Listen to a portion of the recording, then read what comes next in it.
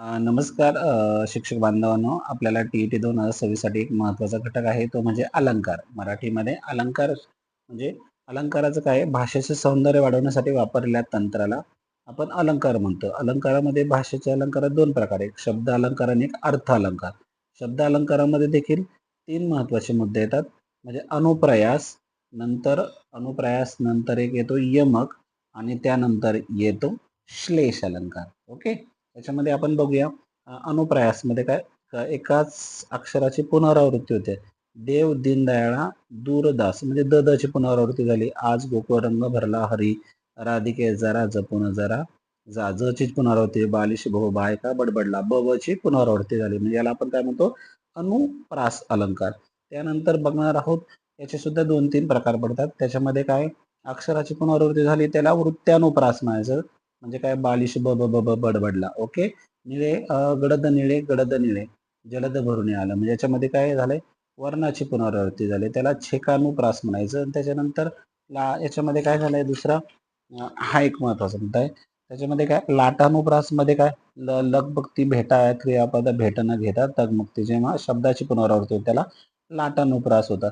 आपल्याला फक्त महत्वाचं काय अनुप्रास म्हणजे काय शब्दाची होणारी पुनरावृत्ती. ओके. त्याच्यानंतर यमक मध्ये काय होतं आपण इंग्रजीत त्याला म्हणतो रायमिंग म्हणतो बघा. रायमिंग म्हणजे काय हे बघा आता शेवटी उदाहरण दिलं झाला केला. आद्य यमक शारदेस मग राजसुत आहे शारदेस बघा शारदा म्हणजे आद्य सुरुवातीला जे शब्दाची यमक साधलं जातं त्याला आद्य म्हणतात. मध्ये साधला जातो त्याला अंत्य शेवटी साधला. दामयक हा हे महत्वाचं आहे. आला वसंत कवितेतील हाई आला आला आलपितो सुचवितो अरुणोदयाला म्हणजे काय सुरुवातीचा शब्द आणि दुसऱ्या ओळीची शेवटचा शब्द यांचं यमक साधलं त्याला दामयमक म्हणतात. त्यानंतर पुष्पयमक म्हणजे काय आपण जिथे थांबतो म्हणजे बघा थांबण्याची जागा जिथे असते तिथे यमक साधला जातो त्याला पुष्पयमक म्हटलं जातं. ओके. म्हणजे यमक तर माहिती आहे आपल्याला. ठीक आहे. त्याच्यानंतर श्लेष अलंकारमध्ये काय एकच शब्द 2 अर्थाने वापरला जातो. श्लेष अलंकार म्हणजे उदाहरणावरून बघ लक्षात येईल लगेच तुमच्या मित्राच्या उदाहरणे कोणाला आनंद होत नाही एकाच शब्दासाठी बघा मित्र म्हणजे आपण सूर्य पण म्हणतो आणि सोबती पण म्हणतो. तर पुढचं उदाहरण बघा हे मेघा तू सर्वांना जीवन देतस. मेघ म्हणजे जीवन शब्दाला अंडरलाईन बघा जीवन पाणी आणि आयुष्य असं दोन्ही पण अर्थाने वापरलं जातं. त्याला म्हणतात शब्दश्लेष. शब्दश्लेषचे परत 3 प्रकार पडलेले आहेत खाली अभंग श्लेष सबंग श्लेष आणि अर्थश्लेष. बघा शब्दाची फोड होते सुपारी लागते बघा गोविंदराव सुपारी लागते म्हणजे शब्दाची फोड न करता 2 अधिक अर्थ होतात म्हणजे हवी किंवा त्रास होतो लागते. शंकराच्या देवळात आरती चालते. आरती म्हणजे काय मुलीचं नाव पण असतं आणि मुलगी म्हणजे आरती आपण म्हणतो ती. नंतर सबंग श्लेष शब्दाची फोड केल्यावर वेगळा होतो म्हणजे श्रीकृष्ण नवरा नवरी. अर्थश्लेष मध्ये काय तू फार शहाणा आहेस हुशार म्हणजे शहाणा आपण दोन्ही अर्थाने म्हणतो बघा हुशार आणि मूर्ख या दोन्ही अर्थाने म्हणत असतो. थोडक्यात तुमच्या लक्षात आलं असेल म्हणजे बघा भाषेच्या अलंकारामध्ये शब्द अलंकारामध्ये 3 प्रकार आहे अनुप्रायास यमक आणि श्लेष अलंकार. आता हे होते शब्द अलंकाराचे प्रकार. आता अर्थालंकारामध्ये काय बघणार आहोत अर्थालंकारामध्ये वाक्याच्या अर्थामुळे भाषेला सौंदर्य प्राप्त होते. त्याच्यामध्ये पहिला काय आहे उपमा देतो. काय देतो आपण उपमा. त्या अगोदर आपल्याला हे माहित पाहिजे उपमेय कशाला म्हणतात ज्याची तुलना करायची ते मूळ नाम बघा लक्षात ठेवा उपमेय कशा म्हणतात मूळ नामाला उपमेय म्हणतात आणि उपमान कशाला म्हणतात ज्याच्याशी तुलना करायची त्याला उपमान आणि समान घटक 2 घटकातील सारखे गुणधर्म. ओके. समान दर्शक शब्द. ओके. नंतर उपमान बघूया. उपमानामध्ये कोणते शब्द आपल्याला लक्षात ठेवावे माहिती का सम समान सारखा गत प्रमाणे परी परीस जसा तसा यासारखे तुलनात्मक शब्द बघा तुम्हाला याचा स्क्रीनशॉट काढता आला तरी तुम्ही काढून घ्या. उपमा म्हणजे एक प्रकारे आपल्याला तुलना करायची असते बघा असेल ते वाहत सुंदर दुधासारखी. नंतर काय म्हणतो आपण मुंबईची घरे मात्र लहान कबुतराच्या खुराड्यासारखी. ओके. म्हणजे उपमा दिलेली असते एक प्रकारे. त्याचे पण आभाळगत म्हणजे हे शब्द मध्ये उपमामध्ये समसमान सारखे हे शब्द लक्षात ठेवा. तुम्ही स्क्रीनशॉट काढू शकता. उपमामध्ये पण 3 प्रकार दिलेले आहेत पूर्णोपमा लुप्तोपमा आणि मालोपमा.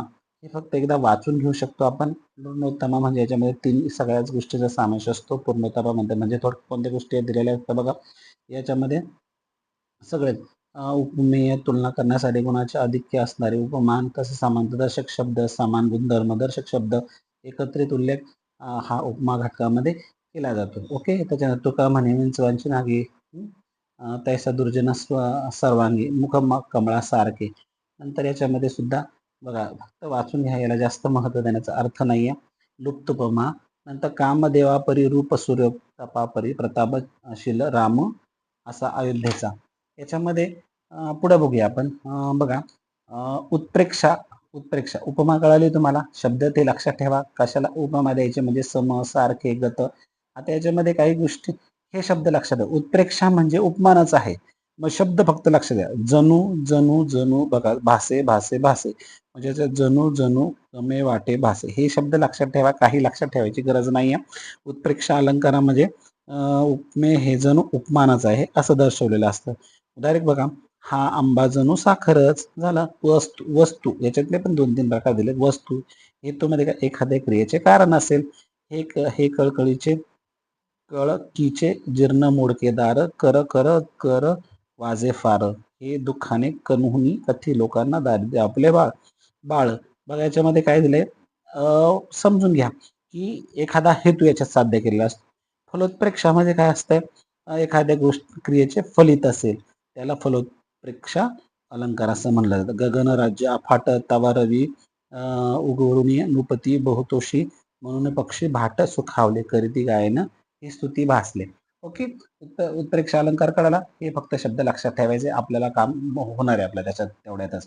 नंतर रूपक अलंकार बघा, जेव्हा उपमेय उपमान यात भेद नसून एक रूप आहे असे दर्शवले जाते तेव्हा एखाद्या घटकाला रूपक अलंकार असं म्हटलं जातं. तुकड्या म्हणे तू घरटे होय तेव्हा पांग फिटे, वाघिणीचे दूध प्याले वाघ बच्चे फाडके, जिथे माणुसकी यंत्रे अखंड चालू असतात, उठ पुरुषोत्तमा वाट पायरमा डावी मुखचंद्रमा सकळीशी. बघा, एकरूप असल्यासारखं वाटतं. आता तुम्ही म्हणता सर याच्यात शब्द आहेत का, एक काय करायचंय, आता बघा आपल्याला जे शब्द माहिती आहेत ना, जे त्याला लागू होत नाही ते इकडे वापरायचे. ठीक आहे.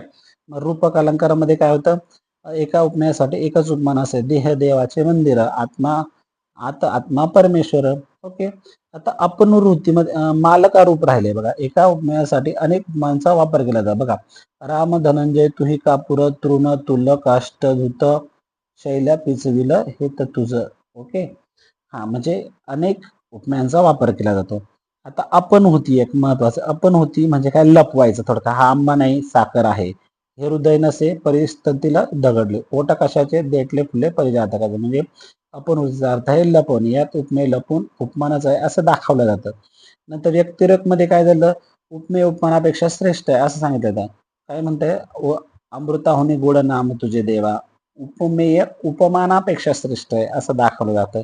कामधेनूच्या दुग्धाहुने ओझ हिचे बलवान. ओके. व्यक्तिरेक झाल्यानंतर काय बघणार मग, अनन्वय, तुलनाच होत नाही. म्हणजे आईची तुलना होते का, बघा 3 नंबरचं उदाहरण बघा, आई सारखी आई, सागरासारखं गंभीर सागरच, सागरासारखा गंभीर सागरच, म्हणजे ज्याची तुलना होत नाही. आहे ताजमहल एक जगती तो त्याच्यापर्यंत. अनन्वय, नो कॉम्प्रोमाइज, म्हणजे कशाचीच कॉम्प्रोमाइज, तुलना होत नाही, कम्पॅरिझन होत नाही. त्यानंतर ससंदेय, उपमेय कोणते उपमान कोणते याचा संशय निर्माण होतो. हा दोरखंड की साप, हा दोरखंड की साप. बघा, एक लक्षात घ्या बरं का, तुम्ही इथं आपण होती मध्ये काय केलं तर लपवलं जातं, हा आंबा नाही साखर आहे असं सांगितलं जातं. पण संदेमध्ये काय होतं, एक प्रकारचा संशय निर्माण होतो. ओके.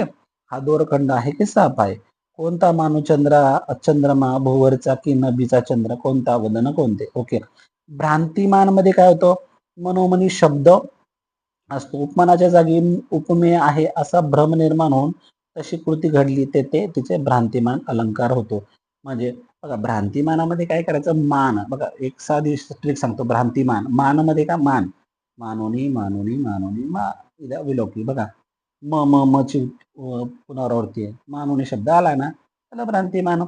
दृष्टांत अलंकार मध्ये काय, एखादा विषय पटवून देण्यासाठी दाखला दिल्या दृष्टांत अलंकार होता. हा अलंकार साधर्म्य वैधर्म्यावर आधारलेला असतो. दृष्टांत म्हणजे एक प्रकारे दाखला दिलेला असतो. निवडीचे वेगळे क्षीर आणि पाणी, राजहंस दोन्ही वेगळे, तुका म्हणे येथ पाहिजे जातीवरचे, येरा गाबळाचे काम नाही. बघा, निवडीचे वेगळे क्षीर आणि पाणी, राजहंस दोन्ही म्हणजे इथे काय केलं आहे, राजहंसाचा दाखला दिला गेलेला आहे. राजहंस ते काम करतो. नंतर तुका म्हणे इथे पाहिजे जातीचे येरा गाबळाचे काम नाही. न कळता पद अग्नी पडे, न करी दाही असे न कधी घडे. अजित नाम वदो भलत्या मिसे सकळ पातक भस्म करीत असे. म्हणजे बघा, दृष्टांत दिल्यानंतर साधर्म्य दृष्टांत आणि वैधर्म्य दृष्टांत या दोन गोष्टी आहेत. चंदनाचे हातपाय, पायही चंदन. साधर्म्य हे सारखेपणा थोडक्यात, वैधर्म्य वेगळेपणा. लहानपण देगा देवा म्हणजे साखरेचा रवा. अर्थान्यास एखाद्या सामान्य विधानाच्या अर्थान्यास विशेष उदाहरण किंवा विशेष उदाहरणावर सामान्य सिद्धांत काढला जातो तेव्हा अर्थान्यास होतो. कठीण समय येता कोण कामास येतो. बघा, अर्थान्यास समर्थनार्थ विशेष उदाहरण दिलेलं असतं. कठीण समय येता कोण कामाला येतो. जातीच्या सुंदरांना काही शोभते, एक हाते कधीतरी मुली वाजते टाळी. बघा, एक अर्थान्यास.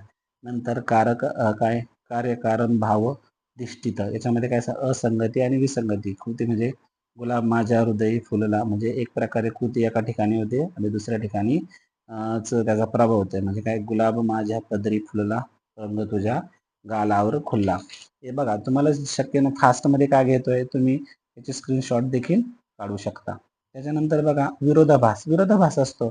वर करणी विरोध पण वास्तविक तसा विरोध नसतो. जरी आंधळी मी तुला पाहते, मरणात खरोखर जग जगते. एक प्रकारे विरोधाभास दिला जातो.